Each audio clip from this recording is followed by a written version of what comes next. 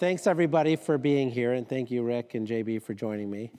The conversation we're about to have is really, I think, an important one around where we're headed, right? As many of you know, our current battery supply chain and critical mineral supply chain, really is dominated by China and the early leadership position that they've taken. Now, to meet our goals and the world's goals on batteries and critical minerals, we're going to have to at least 7x, if not 10x, from here. So the story is not completely written. But I wanted to, bring Rick over, not because he has PTSD that I want to bring back to the surface. So apologize, Rick. And and JB, who obviously is in the middle of this, every single day. But let me start with you, Rick, and then obviously both of them can answer depending on whether they want to add there. But you were clearly one of the the companies talked a lot about really during the era stimulus bill time of 2009, 2010. How do you think the landscape for U.S. clean tech companies, investors doing things here is different today than maybe it was, way back then? I think a really good analogy would be Web 1.0 versus 2.0. I think there was the idea of a market back then when we started. Right now, there's a real market, even though we only have, less than 7-8% penetration. So we're still in the early innings, and there's a lot of room to grow and scale this technology. Back, I remember holding the first 10 grams of lithium iron phosphate and thinking, well, is this really going to work? What cars are we going to put this into? There was materials with higher energy at the time, and we were able to get funded and build a business and get it to a certain scale, get in many vehicle platforms. I would say today there's no question for investors whether there's a market. There's a massive market. This is one of the biggest opportunities. With a massive market and a big opportunity comes a challenge, which is that countries take notice, and it turns into a geopolitical great game. And that happens. It happened in semiconductors in the 80s. It happened, and we developed a strategy and then developed a way to win in that market. Intel was very successful for many years, and then the graphic companies, and we had the symbiotic partnership with the fabless capabilities that Taiwan developed, which allowed us to spend our efforts in innovation. But I think that we're really good at innovation in the U.S. The big problem is, as it gets geopolitical, it's hard with other countries where they, really try to take your technology in a way that we wouldn't do to other folks. So it's not perfectly balanced, and that's hard for early stage companies. Yeah, well, you were part of 1.0 and now 2.0. Same question to you. Well, I would agree with some of the same comments you were making, Rick. That it was sort of aspirational, and the idea in the very early days that there would be a market, but we were trying to solve the market problem, the adoption problem, and the technology problem all together. And we're in just a totally different world right now. And really, I'd say most of the problems today are focused on problems of scale. And how do we, achieve that 7x, 10x scale? I think it's underappreciated, especially by some of the sort of earlier investors that focused on 1.0 or just the early investment community in a lot of startups, how difficult it is to achieve scale. And it's a whole new category of problems. Supply chains break, geopolitics come into it. The environmental issues, sort of rise to a whole new magnitude in terms of what you're doing when you do 100 times as much of it. So right now, that's the feel, I would say, of 2.0, is really attacking these problems of scale. It's a great theme for Deploy, I think. But it's also, it's really challenging. And it requires a different set of engineering skills, a different set of business skills to solve those issues. And people are counting on you in ways that they were counting less on you probably in the first part, right? If you succeeded or failed, it was like, well, that was interesting. Today, I mean, there's a lot of eyes on making sure this is successful. On 1.0, most people were counting on everyone to fail. Right. It wasn't like counting or depending on success. It was more, more probability that things would not happen. It would just fail, and it wouldn't really be impactful. So it felt really more of almost evangelism and sort of, mission-oriented evangelism, trying to prove that there could be a market or this transition really could get liftoff. And now we all kind of sit here feeling like we've caught 2 or 3 simultaneous school buses, and it's a different problem. Yeah. Well, Rick, let's scratch under the surface. I mean, obviously the story of A123, which I know is 5 companies ago for you, but really did face real IP theft, and it was one of the reasons why A123 ultimately didn't succeed. Do you want to take me through some of that and, some of the lessons you might have, for today's, entrepreneurs? Well, I would say that it's, one of the challenges we have making product in the US is you need to have a certain amount of automation to get your products to be successful. In the dynamics that were going on at that time, battery prices went from being $1 per watt hour down to under 10 cents a watt hour. So you put a capacity on the ground, and if you're going to see that transformation, and it's hard. You want to be able to iterate your way down to that level. So it's challenging to put a lot of iron on the ground at that cost structure. And I think one of the challenges that we had in the first stimulus program, you had to spend all the money up front very quickly within 3 years. And so instead of working dynamically on your capacity as you scaled the business. And that created challenges. Labor created challenges, which was real. I mean, we used to make product in China, and we moved it to the US, and then we learned how to deal and navigate with that. I think that, regardless of that, today, that business does approximately $1 billion plus. So even though it went through restructuring and all that, and for many years exported batteries from the US to China, which was kind of a nutty thing because the acquirer is a very large Chinese company, had a lot of good automotive relationships in China. So SAIC and many of the other vehicle OEMs there used the product primarily for hybrid and mild hybrid versus long-range EV. But I would say, flipping the question to the kind of mission of the LPO, one thing that I think you got to look at is the business as a portfolio. And I think when I think about the great work that happens here, this is like one of the most important things that DOE does, in my opinion, is this mission of taking something that's at pseudo scale or pseudo proven and now turn into something that is scalable. And our competitors overseas do this very well.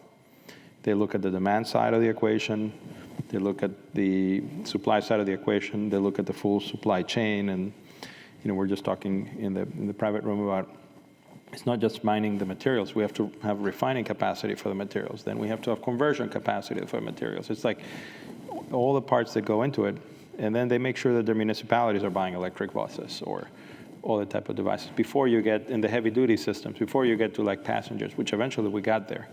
But so dig into that.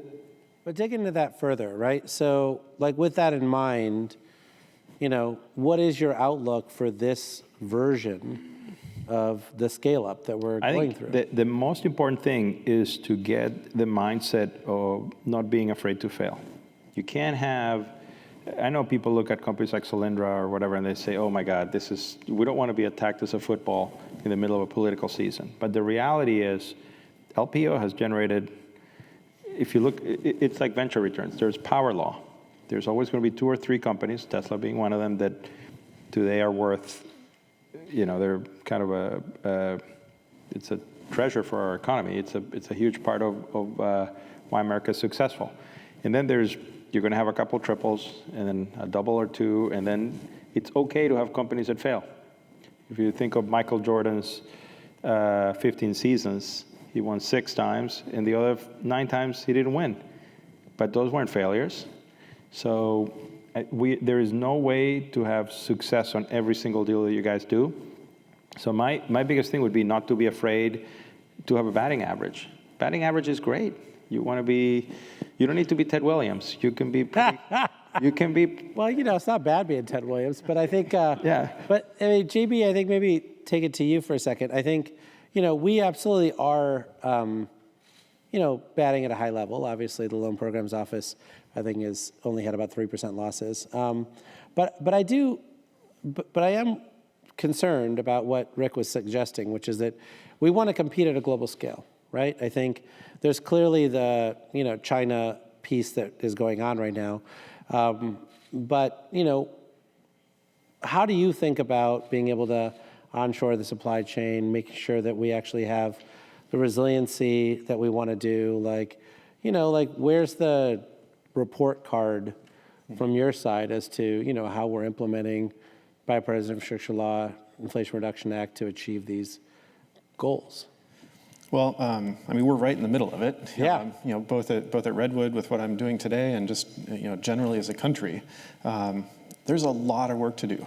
And I think that is still sort of sinking in across, different parts of, the DOE organization even, but across the overall, group of companies focused on electrification, on batteries, on sustainability. It's sort of tempting to feel like, we're almost there or we've made, a ton of progress. But when you really look at the objective numbers on, where we are on supply chain onshoring or even just supply chain, geopolitical security or decoupling. Friendshoring. Friendshoring, it's not very far along. And I sort of got to see this, very, very clearly, as we were ramping and building some of these facilities in the 1.0 era. And that's part of what, almost scared me into really focusing on this as a problem, because I think, building out that robust supply chain, making sure that we're, being strategic ahead of time about where we invest, kind of looking where the puck is going, is just going to be critical. And, right now, certainly Asia dominates the entire battery supply chain, dominates most of the solar supply chain. And, if we look at what's actually made in the US in terms of the components for something like a battery, it's sub 1%. It's literally that low. And it's not a single thing that we have to fix. Unfortunately, it's multiple things that are a bit nuanced and complicated that need to be digested and understood. I've seen a lot of focus on, just permit mines faster, accelerate the mine permitting. If we just had nickel or lithium, we'd have EVs. It's a part of the problem, but it's not the whole problem. At Redwood, we actually, refine and create. We're almost like a miniature mine. We create, lithium and nickel resources in the U.S. But right now, until there's the entire linked supply chain, there's nothing to do with it here. We can stockpile it. We can sort of wait for the next, company or the next factory to be able to consume it. But, if I had a pile of lithium sitting here on the stage and went to go and sell it, where do we think all the buyers would be? It's where are the companies that need these critical materials, where are they manufacturing the next component in the supply chain? And right now, that's largely in Asia. So it's a long-winded answer, but I think we need to take a really detailed view and look at that entire chain and then be strategic. And we are doing that better this time around, but be very strategic with an industrial policy, if you will, on where do we want to target, our resources and our incentives. And, if you had this magic wand, what would we actually do in the U.S.? What would we, do in friendly regions or countries? And I think, that map is still emerging. It's sort of chaotic right now. At least from my view, somebody that's kind of in there living it, trying to understand this and strategize on how we engage with it as a startup company that we are. It's still coming into view, and there's certain parts of it that are changing kind of month by month or quarter by quarter. So that feels in some ways like a communications challenge. Like clearly we have mapped out the supply chain with the Manufacturing and Supply Chains Office, We have a lot of work that's happening with DoD and the Defense Production Act. We have a lot of battery manufacturing that's happening here in the United States, such that the demand for that product that you're suggesting that takes a pile of lithium and converts it into something usable is here, right? And so, I mean, I'm curious whether that's a communications problem, right? Like we're not telling you exactly how that's going, or in your opinion, it's really a timing issue where, you know, like until the battery manufacturing facilities are up and running, right, then that processing facility isn't really going to get built because they need, you know, like enough customers that are taking delivery right away. I mean, it takes years to build a battery plant, and it takes, I mean, the good news is, I think IRA has set up incentives. There are, you know, the last time around, it was just the CAFE standards that kind of, theoretically, you thought it would trickle down into people. Yeah. And I think this time around, you've got demand-driven incentives that are going to not force folks to use US-made technology, but if they want to take advantage of incentives, then they would benefit from those. And I think that is a much better way to structure it. And I think you will see people invest. I mean, I was in a meeting in January with the CEO of a very large division of Siemens, and they had shifted their entire investment strategy from prior year, which was going towards Asia, to the US. Yeah. Because of legislation like IRA. So it is going to have an impact, and you're going to see, I think, it's just going to take some time to get these projects to be productive and qualified. Batteries is probably not the best example, because to qualify a battery for a car, you have to prove that it's going to last a certain amount of time, and you know it takes. You know, if you're starting at the raw material level, you have to like flow it all the way through the product, and then do all the validation, and then eventually then you can drive it. So it could take 3-4 years to actually see the fruits of the labor once something's been approved. But you'll see it. That's just what the amount of time it takes. But we're doing so many other things. Like I'm super excited about the work going on in nuclear, and I think I mentioned. We're leading that work. I'm sorry? We're leading that work. We are the best in the world. I mean, one of the things my company does is print TRISO fuel. Yeah. And I think that's going to change the landscape of nuclear energy, and it's going to be fantastic. What our customers are doing there is really awesome. And we have many other things like that are fantastic. So I'm bullish on the next decade and the innovation that's happening right now. Let me follow up on your comment and just build it up a little bit. You know, maybe first start with growth companies, right? And how the federal government does or doesn't help growth companies. I mean, you've been through the LPO process twice now, JB, and you know, I'm curious what signal it sends to the marketplace to actually have gone through the LPO and the DOE process. Is it a non-event? Is it just cheaper capital? Do they respect the diligence process? Like, is it a stamp of approval? Well, we're kind of 1.5 times through it right now, but well, it was announced. I mean, you know, we got to close the loan maybe. Still. But no, it's a huge vote of confidence, and you know, I think there's more emphasis now this time around than there was previously on appropriately using the LPO as a way to leverage private investment and private equity. And you know, we've talked about this several times, and I think we're trying, you know, and successfully, I'd say, you know, doing that. And our investors are you know, made more confident. They're excited by, you know, the directional support from LPO. They're just excited about the financial, you know, benefit that can be to the projects. You know, the diligence, the scrutiny, the rigor of the whole process is intense. You know, it's not for the faint of heart. Yeah. You know, that's probably a function of what you were saying of, you know, there's, you know, this incredibly high bar to not have a failure inside the program, but that ratchets up the scrutiny and ratchets up the diligence to a very high level, which maybe almost makes it more valuable to the investors or the people that make their way through it. So yeah, that is quite helpful. but on the challenges side, if I'm just sort of being honest about what other You can startups. stop. You don't need to be honest. I have one comment building on what JB was saying. No. Go ahead, JB. Finish what you were going to say. You can be honest. Well, I just think, I've seen many companies, kind of rushing into LPO. Some of them very early stage, some that are kind of seeing it almost as like a gold rush. And they see these, $100 million, programs and sort of, I get bombarded by tons of other CEOs, founders, pinging me saying, oh, well, what's the secret story? How do you get the loan? I'm like, well, it's like you start 2 years ago or a year and a half ago. So I think, that is a bit of a dynamic where, the market is maybe over-indexed toward, almost using LPO as this kind of like badge of honor.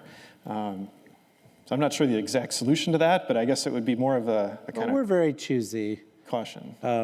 around who gets to get all the way through, not because we're picking winners and losers, but just because, as you suggest, the bar is very high, and folks have to cross that bar, and some folks take a little longer to be able to do that than others. But, go ahead, Rick, you were going to add something. I think that there's one risk that happens is you have a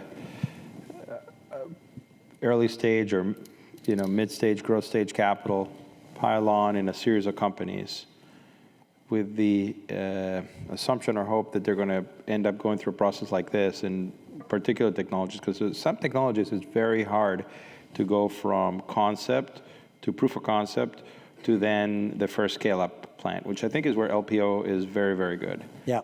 And it's risky in the sense that, I've been through this cycle.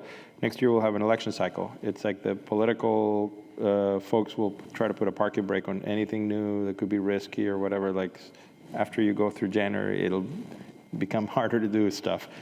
And then what happens to those companies don't work on government scale of like those starts, stops. If there's an administration change, you saw what happened when, we had a first solar boom here in the 70s that then totally stopped for 8 years during the Reagan administration. We're in the Reagan building, and Reagan did a lot of great things, but he did kind of poo-pooed solar, which was an issue and set us back. A lot of technology went overseas, and it is what it was. So Still a nice conference space. it's beautiful. So my point being that His lasting legacy. I think we just gotta make sure we don't like spun folks, because then it'll actually like set back. It can set things back for a bit. So we want to make sure these companies, can have a relatively smooth process. Yeah. No, I think that's right. Tough balance. Well, and just I know we only have a minute left here or so, but like just to round that out on that last point, one of the challenges I think that we have as an industry is, I think we talked a little bit about it here around quality jobs and labor, communities, et cetera, right, is, this issue should not be political, right? We all should be trying to make sure that we're using U.S. technology to be able to lead the world, not only on decarbonization, but also on energy abundance, right, with nuclear and geothermal and low-impact hydro and all sorts of technologies that we have access to that we should be commercializing. And so I'm curious how you think about, how we actually maybe reduce some of the political temperature. I do think that when you think about both of your experiences, there's been a huge amount of support for what you're doing from both sides of the aisle. And so, there shouldn't be a political break, and I'll make sure I burn up those brake pads by keeping my foot on the accelerator. But I'd love your thoughts on, this sort of political piece. Nobody criticizes DARPA. You have to, they in people's mind, they invented the internet or many other things that other people claim they invented too. So, but they are very good they funded a lot of stuff, and a lot of stuff doesn't work. And a lot of stuff does work. And it's that power law of that 40% or 30% that ends up making it through that's successful that are the great examples. And so if you can really highlight the statistics, not that you only lose 3% of the money, but the fact that you out of this come out some, incredible success stories that make our country stronger and, a beacon for progress. It's that actually, after all of this and expecting some things not to work, you end up with huge successes. I bet you if you look back at statistically, you've loaned X billions of dollars, X trillions of market cap have been created, X number of jobs. Oh, yeah. I'm sure No, I the think statistics are out there, but True. Last word, JB. Well, I would say, on the political piece, I mean, where these industries are at right now, and this level of ramp up and scale, it's incredibly bipartisan from my point of view. I mean, there's almost equal benefits no matter what angle you're looking at this from. At least it sure feels this way to me. It's this incredible opportunity to create U.S. jobs. I mean, there's not many industries creating more jobs, I would say, than the combined decarbonization industry. It's an incredible economic benefit for companies starting Huge and national growing. security impact. Incredible Yeah. national security impact. I mean, I don't know what gets more secure than industry powered by solar energy with reprocessed and recycled, energy storage that we can just use internally. Powered by a small modular nuclear reactor. Throw that in. I love it. And it's sustainable. And we're, obviously, as we implement all this, we're reducing emissions, we're, attacking CO2. So I mean, to me, that's very exciting because it feels more robust and it feels more bipartisan than it ever has before. And it's less of this kind of, hot potato. I hope. I think that is the reality I'm optimistic for. Well, I'm excited too. Thanks very much for sharing your time with me on stage, and let's give them a round of applause. Awesome.